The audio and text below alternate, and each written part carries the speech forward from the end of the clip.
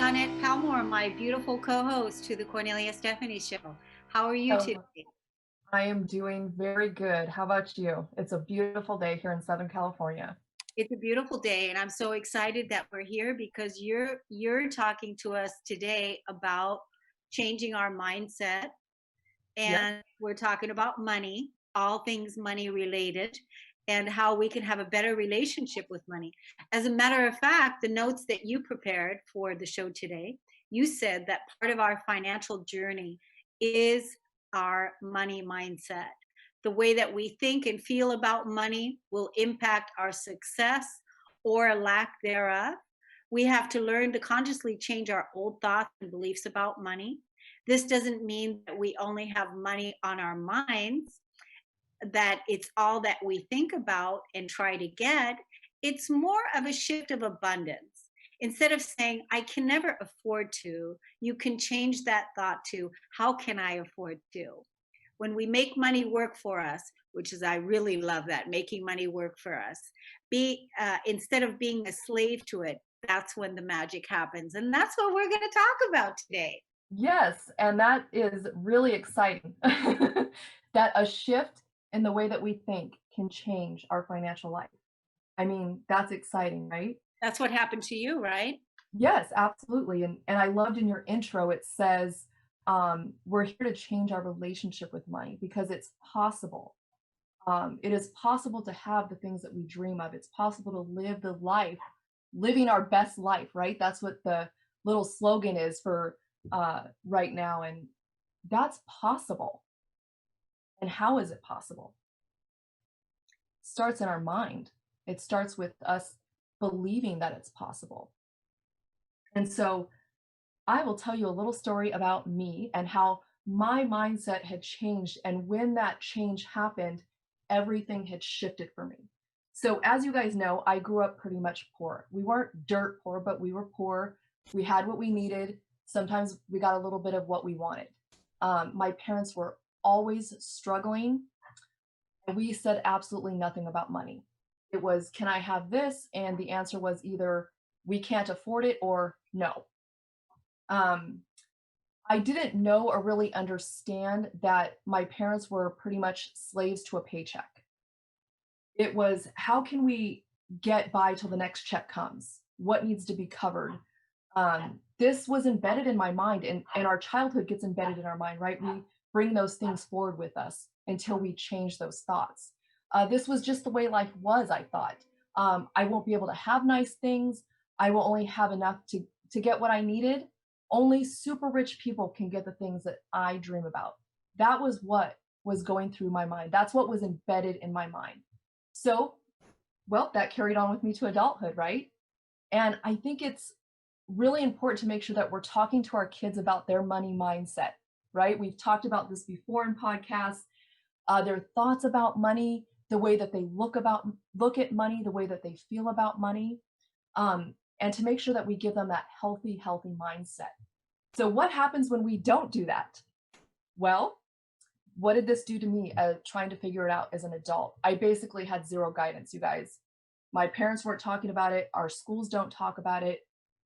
It's a taboo, just like sex. We just don't talk about it. And I've said that before, right? I knew I didn't want to be broke. I just didn't know how not to be. I just spent my money as it came in. No plan, no purpose. So after I got married, I went into this paycheck to paycheck mode because that was what I was taught. How can we get by until the next check comes in? And as we started to make more money, the pattern never changed. We had worked our way up to six figures and we were living paycheck to paycheck. In fact, the reality is that 1 in 4 six-figure earners are living paycheck to paycheck. And that's just crazy, right? That is a lot of money to have and still be living paycheck to paycheck. So I never wanted my kids to hear we couldn't afford something. I hated saying that, and I didn't want to say that to them. I wanted them to have everything that I didn't. Now, we had things and we did a lot of things with them. I loved taking them places and creating experiences and memories with them. But we were not doing the right things with our money, like saving for an emergency or even retirement. And I'm not saying that it's either or. I don't do that. It's like either we spend all our money or we save all our money. No, that's not what I'm saying. We have to find that balance, right? Because we work hard for our money. We need to be able to enjoy it and enjoy life because that's what we're here to do as well. So 10 years ago, something started to change. I looked at the amount of money we were making and the amount that we were saving, which was zero. And I was absolutely disgusted, discouraged, and I was embarrassed. It was kind of embarrassing. Yeah. Oh, that is Uh, embarrassing. I Yeah. tried a couple of things, Mhm. but I fell off until about 2013. This is where the shift in my mind happened. I began to change the way that I looked and felt about money. I started to believe that it was possible for me to have the things I had only dreamt of. I knew that if I didn't want to stay in the rut that I was in, um, but the budget thing, it's like sometimes it doesn't work for us, right? We have to get what works for us. We have to, like I said earlier, it's not all save everything or spend everything, but where is that balance? And that was the struggle I was going through, finding the balance of saving, living, enjoying life, and doing all these things. Did something happen? I'm curious. Did something happen? Like sometimes something has to happen in order for the change, for us to make the change. Like there has to be like some kind of something to get the wake up call. Or was it a gradual thing for you that all of a sudden, you were looking at the same thing over and over again, and then finally just decided that, okay, I have to sit down and look at this big, huge elephant of, or doing the same thing over and over again and expecting different results, right? Right, exactly. Insanity. I think it was a gradual thing. I had gotten into a lot of personal development, which changes the way that we look at things. It changes us from the inside. Our mindset starts changing. Um, and then that helped me to believe things were possible, really focusing in on my mindset and realizing these things are possible, but I have to start from within myself. And one of those things was knowing why I was doing what I was doing. We've talked about that before, right? Knowing our why. And once you know that, a lot of stuff just starts moving. And I think that was the biggest thing for me. I mean, and really, you've laid it all out for us before on many of the other shows, which people can go back to the YouTube channel and listen to the past podcasts. Pretty much, Donette always brings on some of her students or some of her clients or some of the kids that she's helped, including her own three children, have been here on this podcast, and all the questions that we've asked them over the years on, how did they feel, because they were teenagers at the time. How did they feel all of a sudden, where before, the money was coming in and they spent the money, they were trained and raised in a certain way, and then all of a sudden mama changed the game. And how did they feel about when mama changed the plan, and now all of a sudden they had to learn this whole money thing with mom making the changes, and of course dad too, but they had to learn how to do all of that, and you taught them some serious lessons by, they had to save, and they had to, buy their own school clothes, and they had to, when you went out to restaurants, they had to buy their own drinks or whatever. um, you know these were just wonderful stories on how you helped them. But one of the things that they all said in the end, every single one of them shared how they feel different than their friends because they have money in the bank, they're debt free. I can't remember which one of them is buying a car or traveling around the world. But Always traveling. those are the children that you raised from teenage on, right? Because they were Yeah. already teenagers during that time. Yeah. So, it can be done. So even if you're thinking right now and you're looking in your family life and you're thinking, oh my God, it's too late or whatever, contact Annette. Yes, it is. I've said it before, it's never too late. And I'm sure you guys have heard that. A lot of people say that it's never too late to start, to change your life, to make things better. Life can only get better. That's what I say. Life can only get better, right?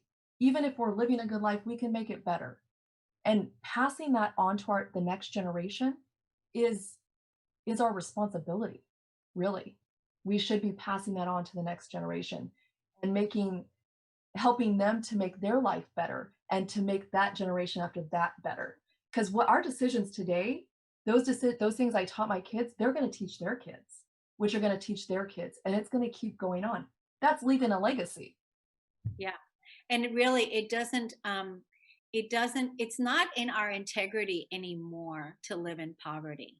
It just is not. We've learned how to, that personal development, that self-development that you talked about. We have the tools, and now we just need to, take the action and do what's right to do. And when we're financially empowered, we can help others, that Mm, we can, like you said, leave a legacy that we can be proud of. You brought guests with you today. I But did. let's take a break, and when we come back, you'll introduce us to your guests. Awesome. Okay, we'll be right back, everybody. Yeah.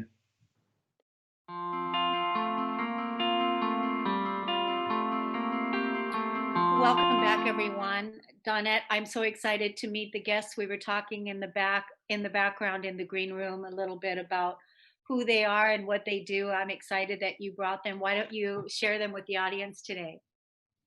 Absolutely. So it is my pleasure to introduce these two people. They are both good friends of mine. So Burke Brown is a leader in organizational and personal behavior change, pulling from his awarded UC Berkeley research on internal motivation and behavior modification and his years of experience as an organizational change consultant, executive coach, and lifestyle designer. He continues to create compelling programs and workshops that empower businesses and individuals to live from the inside out. He works with organizations, executive teams, and individuals, helping them to cultivate value-based visions and realistic and effective strategic plans to achieve them. His research-based behavior and culture change techniques build stronger bonds with individual organizations, clarify purpose, intensify motivation, and guarantee sustainable results. So Burke Brown, Burke Brown is my mentor, friend, and he is also my life coach. So welcome to the show, Burke. And I'm also going to introduce Tina. So one second. Tina Murphy, she is owner of Widow's Wallet. She was a high school business and personal finance teacher when she lost her husband, Jamie. Over the next few years, she learned how to balance being a solo mom, work 2 part-time jobs, and deal with her grief. In 2018, she became a life coach for widows, which turned her life around. She learned how to love her new life by processing her emotions instead of avoiding them while online shopping.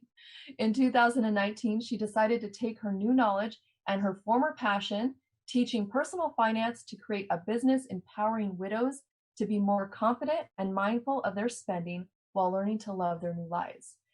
And welcome to Tina, who is also my friend, fellow coach, and former client. So welcome, and thank you guys so much for being here. Thank you for having us. Guys. So glad to be here. Yes. And if you guys want to each tell us a little bit more about what you do and who you serve, Tina, you can start. Yeah, so my name is Tina, and I empower widows to learn how to love their new lives, and so that they can avoid their pain by online shopping, and to just start enjoying their lives and rediscovering who they are in this new life. So. Love it. So great. Yeah, my name is Burke. And so my work is, like I said, behavior change is an amazing quote that I love. It says, for every 1,000 hackings at the leaves of evil, there's one chop at the root. And a lot of people are trying to change very specific areas in their lives. But if you change the way that you think, if you change the way that you perceive yourself, if you can break down those barriers of thought, then all of a sudden, all the issues disappear. And so my work is, how do we get you to make behavior changes on the internal so that the external kind of starts to align with who you are as a person? Good. This is so great. We're gonna give the audience all kinds of tools today, what they can use. We're gonna even skip the 30-minute break, the break that we're gonna take at 1:30. We're gonna skip the break. So go for it, Donette. Yeah. All right. Well, I know, like I said you read in the intro, sometimes when people think money mindset, it's like, okay, it's just going to be all about money. Everything's about money, money, money, money. And that's not really what it's about. It's really about, yes, we're thinking about money, but we're changing the way that we think about money. Because as we said before, people think they have these bad feelings about money, that it's bad, it's evil, it's they don't want nothing to do with it. But really, in reality, we do need money to live. And the way that we want to live is important as well. But we need to change, like Burke said, the internal, our thinking.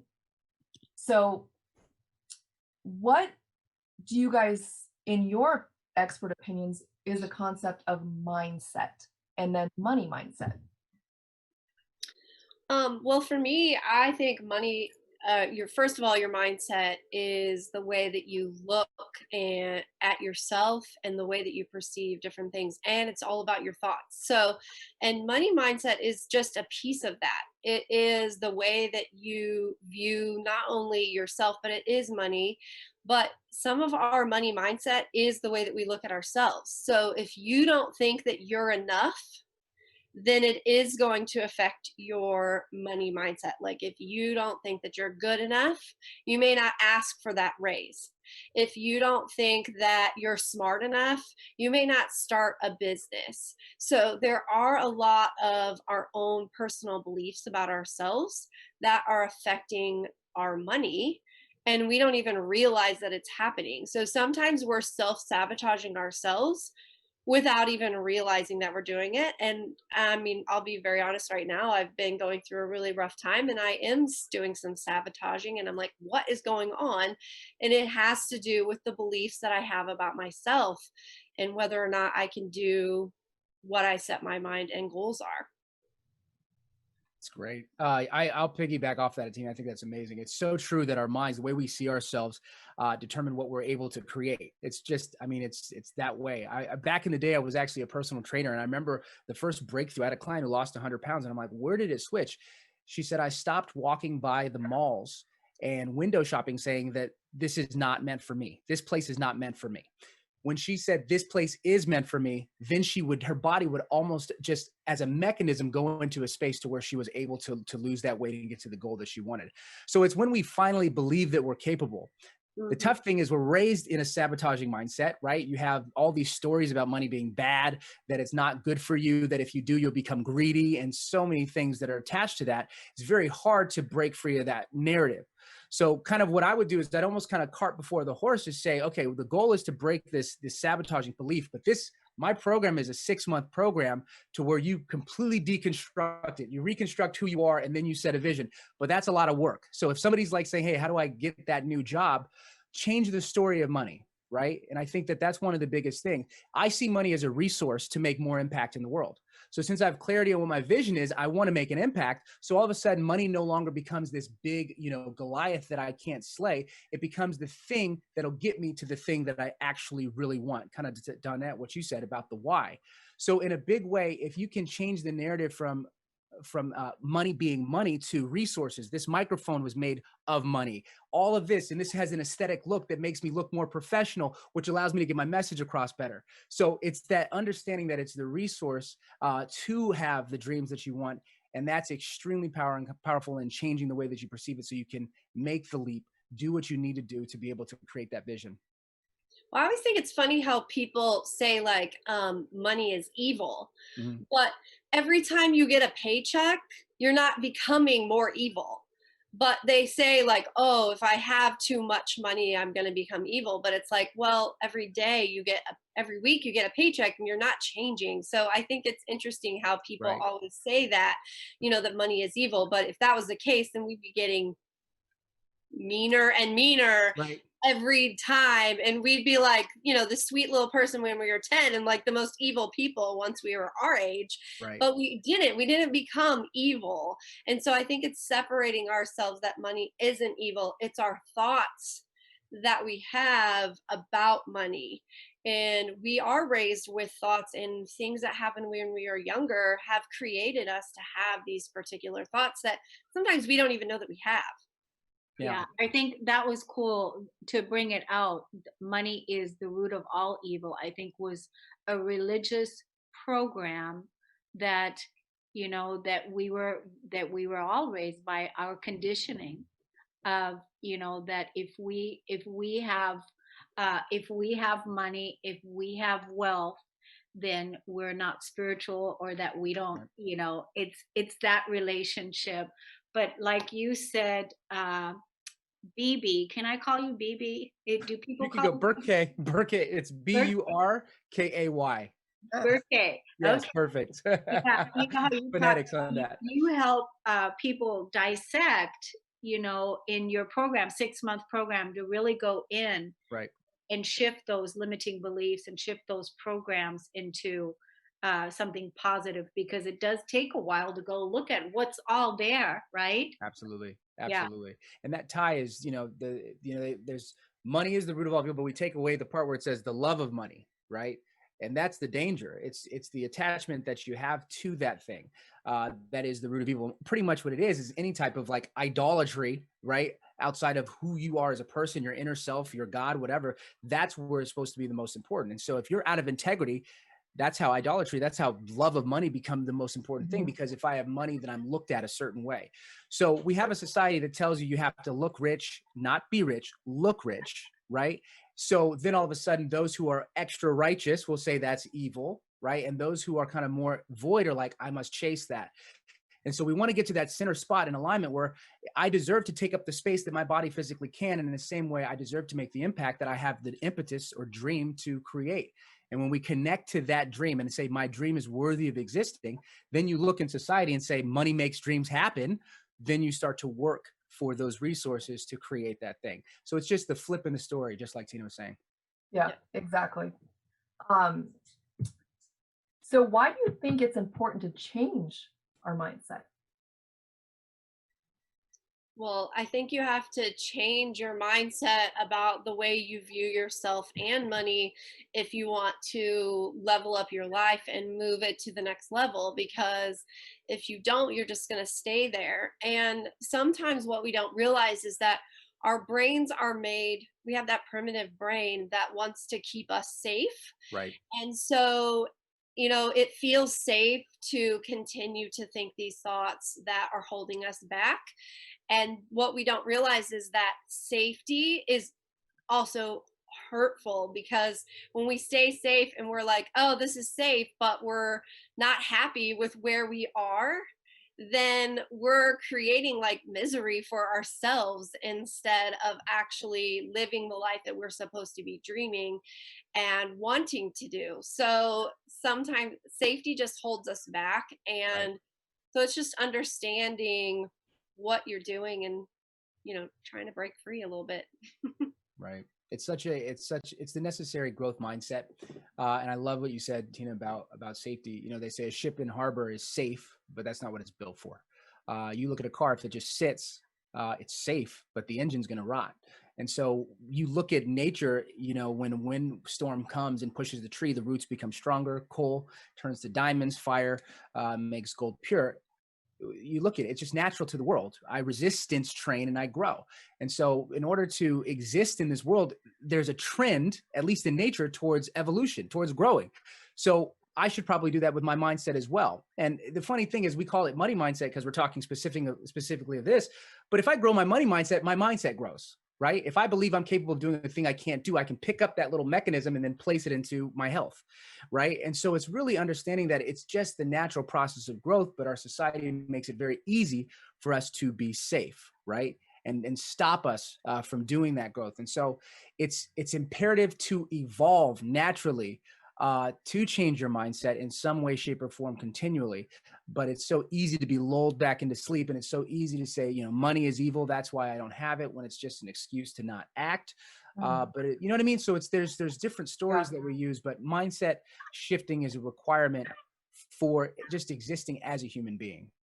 How about this as a belief? I like everything you just said, but how about this as a belief? I'm safe with my thoughts.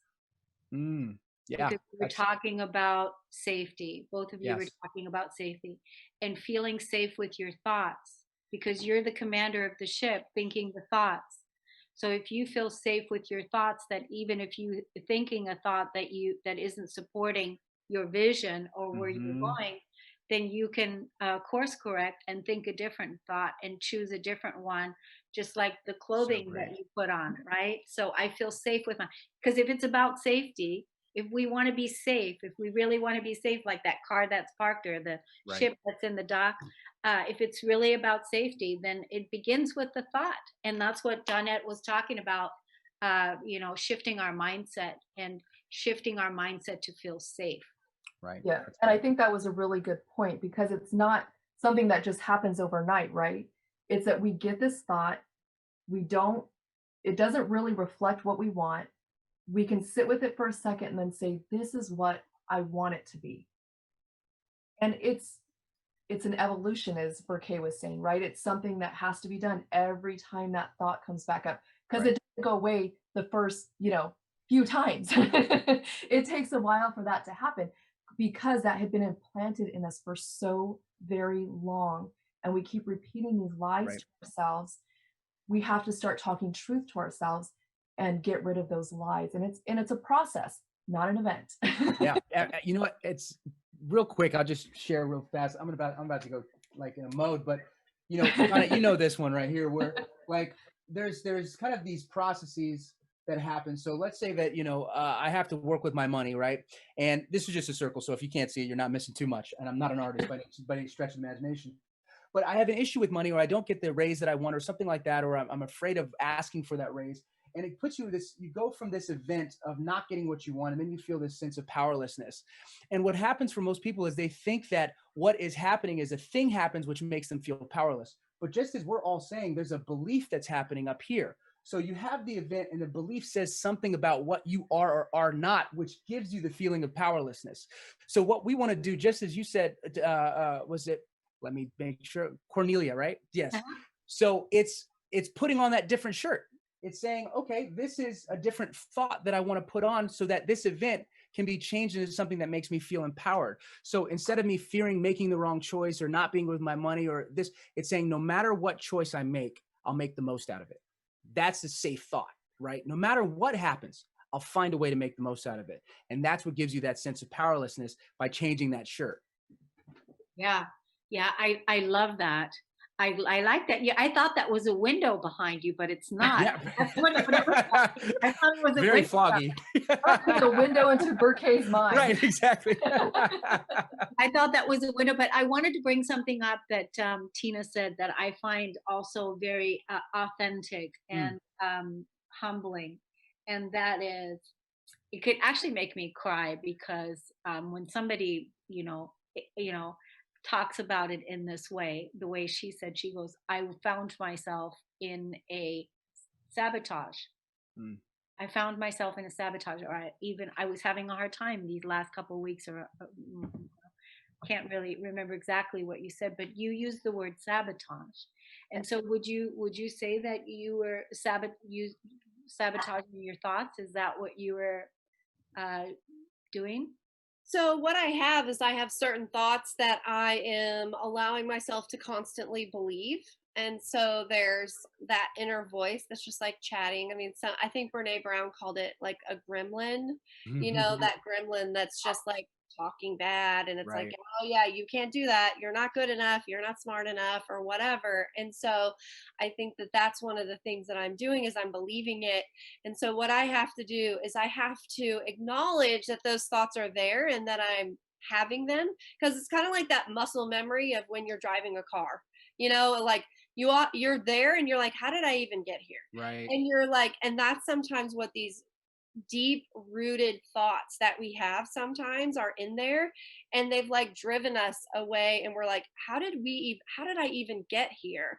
And so to me, that's what's happening, is like there's something underneath there. And what I have to do is when those thoughts start happening, I have to be like, okay, I hear you, but I'm choosing this particular belief now, as Burke said, that it's like I get to choose the belief that I want.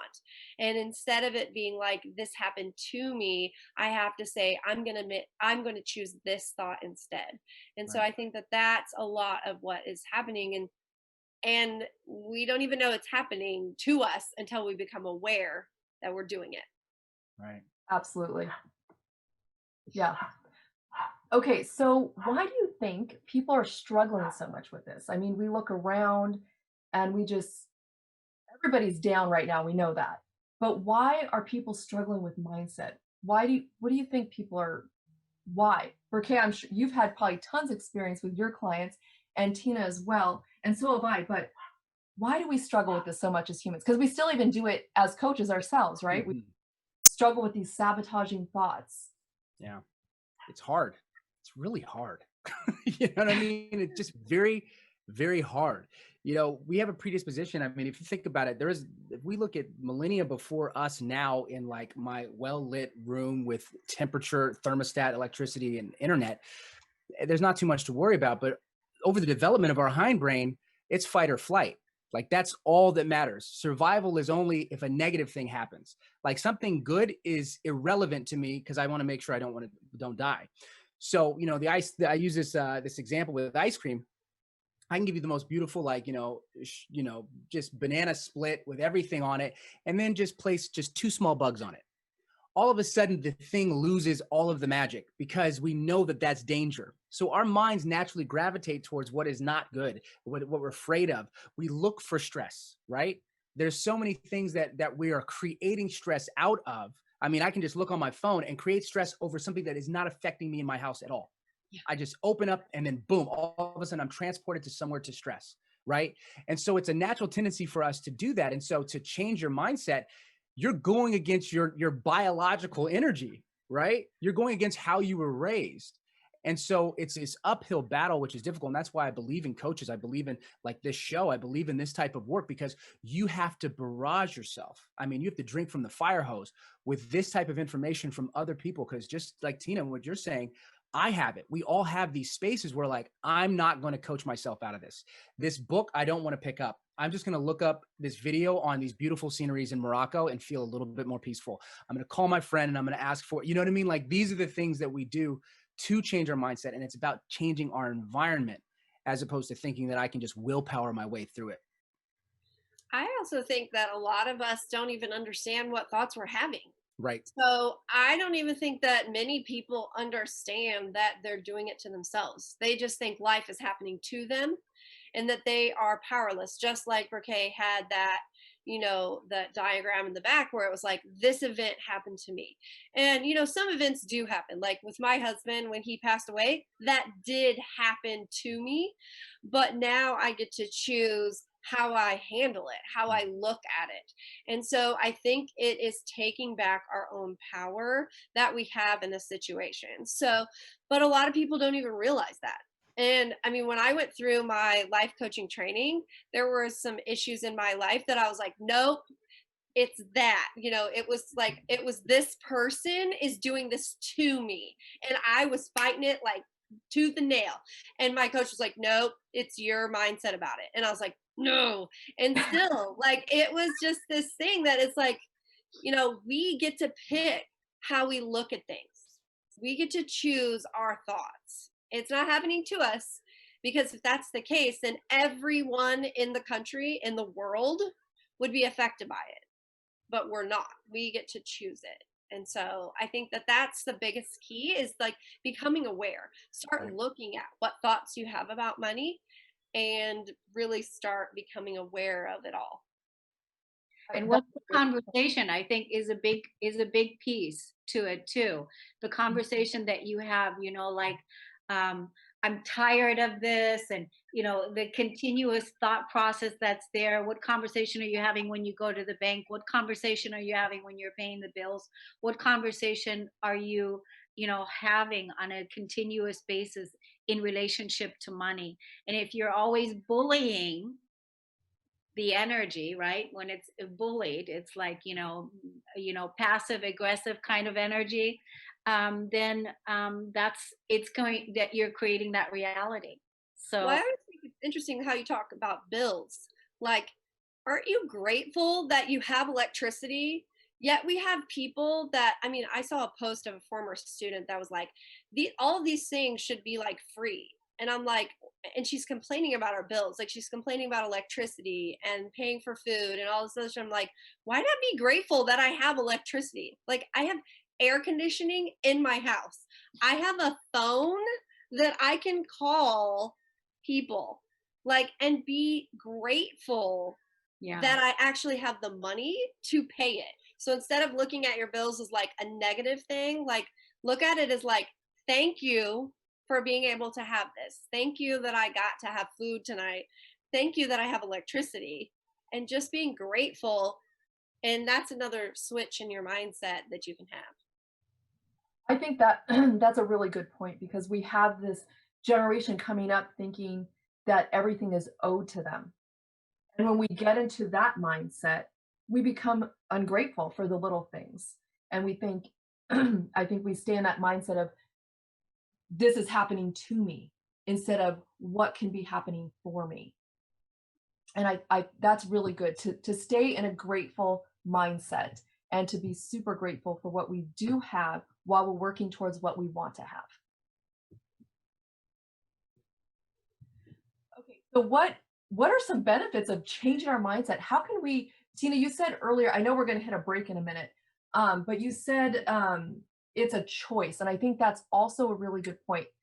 Our thoughts are our own choice. Yes, things creep in and they pop in, but we have that choice to, like Burkay was saying, combat it, combat our thoughts, right?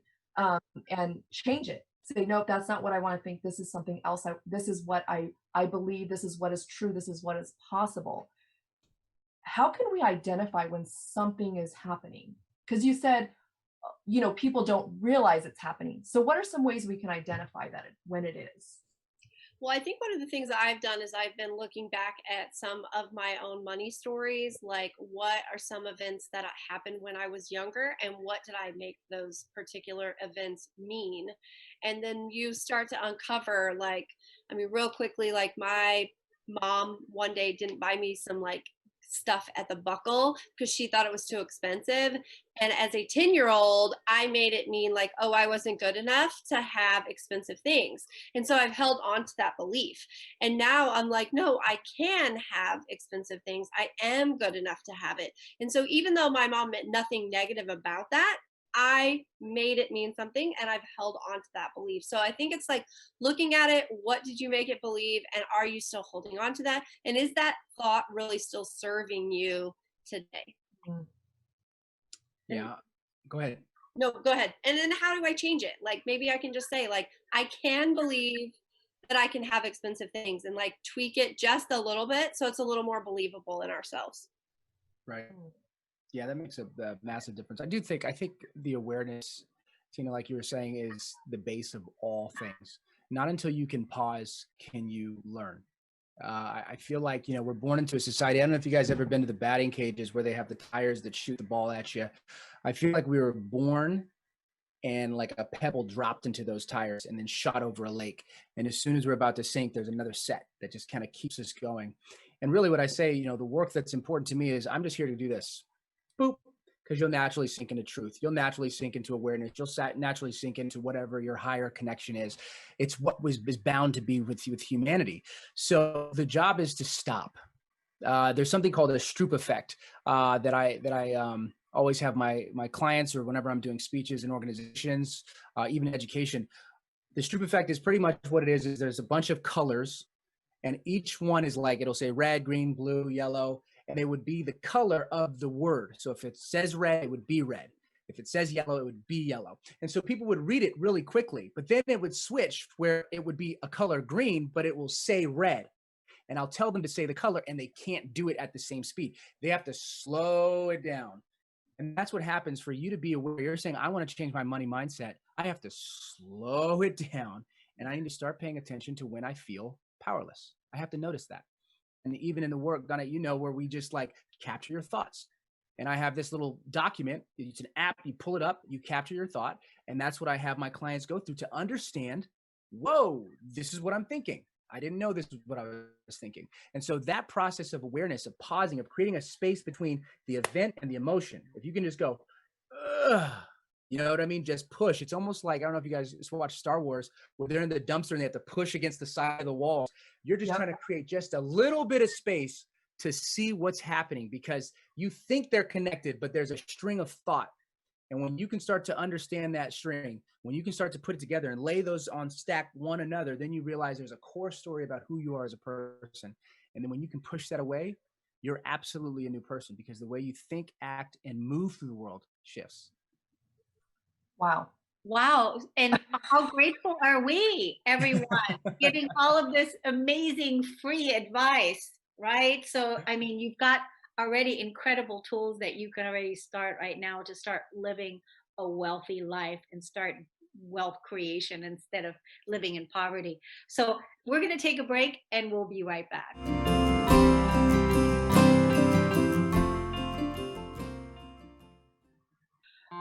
Welcome back, everyone. I hope that you're enjoying this conversation as much as we are.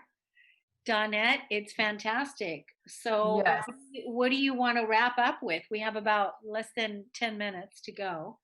I'd love to wrap up with some tips on how we can begin to shift our mindset. And not just about money, but about anything in our lives. What are some tools that we can use to do that and move forward? Tina, you want to start? Yeah, I think as I said in the last segment, like, looking at some events that are around your money story. So think about it and, what kind of thoughts you've come out have affected that. But then I also think it is finding thoughts that are holding you back in your life and then adding the words like I can believe this. Like if you think like I'm not enough or I'm not smart enough, be like I can believe that I'm smart enough, because saying like going from I'm not smart enough to I am smart enough, your body could reject that and it's like, yeah, I don't believe that at all. So adding the words like I can or I can believe this will actually help your mind like see that it's a possibility. And then you just keep, saying that to yourself and it'll help you go to that next level. So great. Yeah, I think that's powerful. Just being able to, it's just imagine the spectrum. You're just moving the spectrum up and you're meeting yourself, just like you said, where you can feel it. If you don't feel it, if there's another mind, if the gremlin comes out and just with all power says you're not, then you're fighting an uphill battle. So it's just kind of, I can be at that place is great. And when the gremlin comes, it's small. Laugh at it, joke at it, imagine what it looks like. Make it rounder, make it roll, shift the way that you see it, because these thoughts are just impulses. They're just electrical signals that are happening in your head. So diminishing the power of those voices and saying, you're just a voice. I made you and I can get rid of you. Thank you for sharing your opinion. Move on. That ability to just belittle it takes away its bullying power. As soon as it sees you react, it has more impetus to do it again. So just kind of understanding that is really important. And also, I think another one is just saying, I want to change. And when you say I want, that kind of shifts the universe in a way. And let's say you don't want, then just say, I want to want. And I don't care how many wants you have to go back, you're going to meet yourself somewhere. And that want is the energy that'll get you to want to want to want. That'll get you to want to want. And then slowly you'll get to that wanting where you actually act. And the more that you say it to other people, the more that you talk, they're going to say, you know what? I know someone named Tina. Oh, I know Donette. All of a sudden it'll start to open up to you. So verbally want it, verbally expose yourself to that space, and you'll start seeing the signs. It'll happen. It must happen. The only reason it's not happening is because you're allowing another voice to say that you can't. Yep. Yeah. Yeah, I want to add something because you guys, it's great. And so I want to piggy on Tina and Burek, is draw a boundary. Like draw a boundary that you absolutely like. One of the things that I did for my own self-love, for my own self-care, is that I just refuse to judge myself. My boundaries just, I just refuse. It's like I just refuse. So whether I gain a few extra pounds or I'm not feeling particularly sexy or whatever, I just refuse to judge myself. That boundary is there. So if you have a boundary, a clear boundary, that I refuse to think of the negative thoughts, and then when it does come back up again, pull the boundary up. Right. Pull the boundary, play the boundary card, I think is also a wonderful tool to add into what you guys said. That's really cool. And I wanted to pull from something Albert Case said, which was talk about it. We live again, in a society that belittles us for everything, and we're afraid to talk about what's happening inside or even get help for it. We're all coaches for different reasons so that we're able to help people. So if you need help, go get it. And really, we need to say, when someone's sharing something with me, I need to stop and listen and not make them feel bad about it, but stop and listen to what they're saying. And that's going to open the conversation and be like, okay, well, sometimes I feel that way too. Okay, that's okay. I'm not the only one. Let's open conversations and stop belittling each other for these thoughts that pop in our head. We can actually empower each other to change our mindset, right? Hey, I don't do this well. And somebody says, no, you actually do that really good. Yeah, that's great. Wow, that I can really change somebody's life. Yeah, I want to get the social media handles for our guests today. Would you all share how people can get in contact with you? Yeah. My Instagram handle is at Widow's Wallet.